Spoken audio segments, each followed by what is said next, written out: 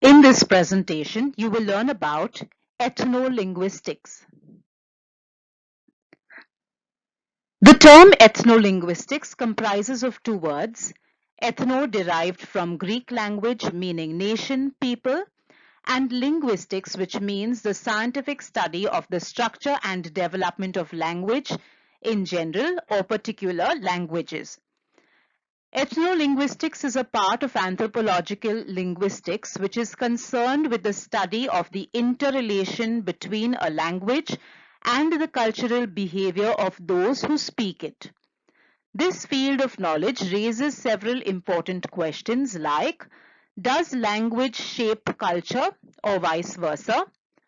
What influence does language have on perception and thought?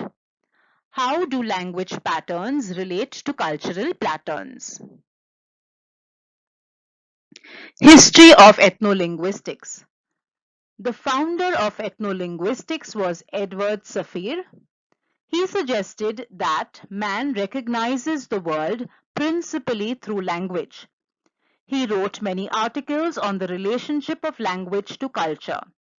A thorough description of a linguistic structure and its function in speech might, he wrote in 1931, provide insight into man's perceptive and cognitive faculties and help explain the diverse behavior among peoples of different cultural backgrounds. Importance of ethnolinguistics.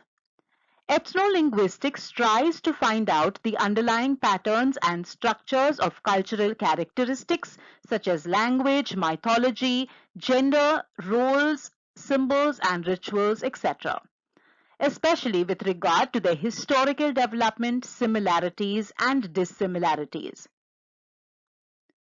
Bathminsky views ethnolinguistics as a discipline which deals with manifestations of culture in language.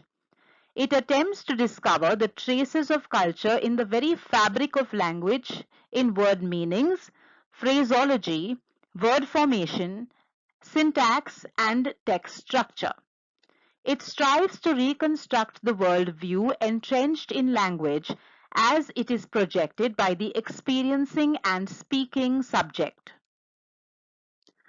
Documenting language is very important as it has a close relation to culture. For example, a folklorist in one of his interviews said this point, if certain words are not documented, the history behind it would vanish. For example, in Indian society before the tap water systems and water bottle, this was used for drinking or cleaning. There was a time when a caste group was involved and they had specific name to the profession. With time, these things have vanished in practice. However, the words and terms used can be explained for the growth of society. Variables of ethnolinguistic studies. Lifestyle. Different communities have different styles of living. The type of houses, dwellings, food habits, and living habits constitute the basic question when it comes to an ethnolinguistic study. Thus, a study of lifestyle will include the study of sources of income, standard of life, types of houses where they live, kind of food they take, etc. For example, Britishers funded a lot of scholars for translating the ancient Indian texts into English so that they could understand the lifestyle and psychology of Indians. Rituals. The study of different rituals which are practiced in a given community is one of the variables of ethnolinguistics. It includes a study of both religious and secular rituals. It is sometimes very difficult to separate a religious ritual from a secular one, as many of the rituals have both religious as well as secular dimensions. Rituals form an important part of the life cycle of an individual, and different rituals constitute a part of the essential basic setup of different communities. For example, birth ritual, marriage ritual, death ritual, all have their unique features in each and every community. By focusing on different rituals, one can get a lot of information about the ethno-linguistic setup of a community. Similarly, a study of religious rituals will foreground a lot of information about the ethno-linguistic setup of a community. Communicative acts. Communicative acts in different communities are carried in different ways depending on a number of other factors. In some communities, silence forms an important part of communicative act, whereas in others, noise is important. The way people interact with each other, the way people provide linguistic respect, varies from one community to another community, and this study of speech, acts, conversation provides a rich source of information. SAPIR-WHORF hypothesis.